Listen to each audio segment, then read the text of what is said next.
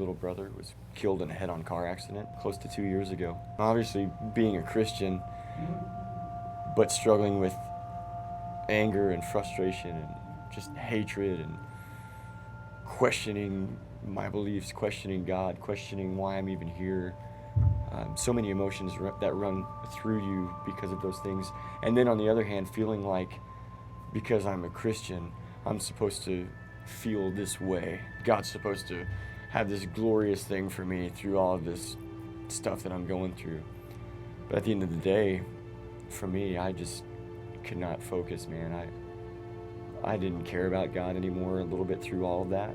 You know, people would go, oh, your brother's in a better place. And it just that didn't mean anything to me. I felt like nobody knew what was going through my mind. Like, you don't understand me because you're telling me that stuff.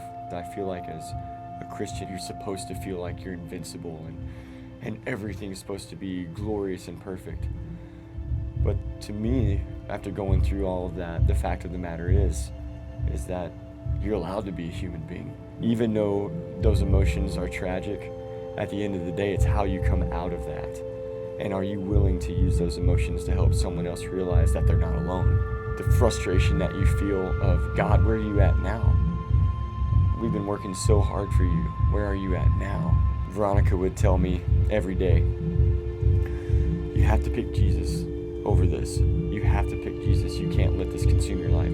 And that's things that we talked about on the road for 3 or 4 years. You can't let things consume your life. You have to have honesty and integrity. You have to have lives of passion and purpose. I had a buddy of mine call me after months of that, and he said, man, you know, you travel around the country and you tell people to have honesty and integrity and passion and purpose with their life, and you sitting on a couch makes you a liar. And I was like, you are exactly right.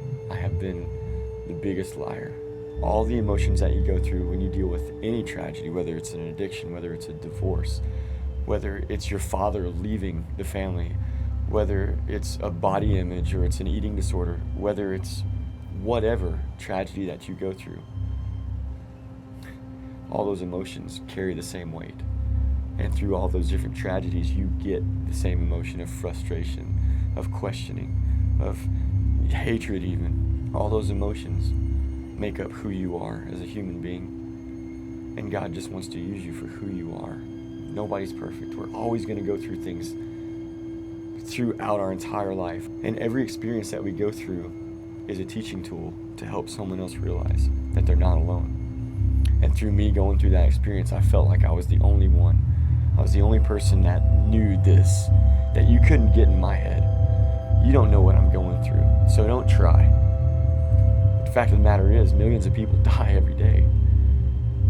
And how much more of a tool is it that I can take those emotions and connect with somebody else to help them realize that they're not alone. It took me a couple of years to go through a lot of this stuff, and then I still deal with it a little bit. I start to realize how much of a gift, in a weird way, that my brother's death was, that I can have that tool from my tool belt. And when someone comes up to me at a performance, or someone comes up to me on the street and says, man, my brother just died, or, you know, my best friend just died, or whatever, that I can hug them and know exactly how they feel.